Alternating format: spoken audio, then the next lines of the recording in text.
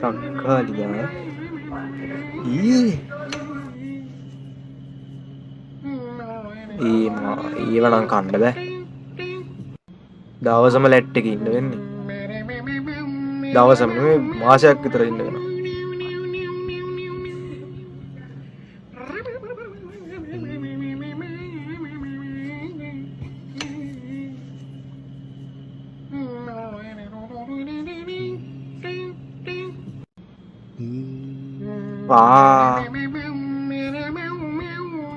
ඔයාලා කනවද මේ දුන්නොත් මේ වගේ එකක් ඒ කියන්නේ සාමාන්‍යයෙන් ප්‍රසන්ටේෂන් එක හොඳ වෙන්න ඕන කියලාද කියන්නේ මෙතන ප්‍රසන්ටේෂන් එකත් අවුල්නේ නේ අප්‍රසන්නයි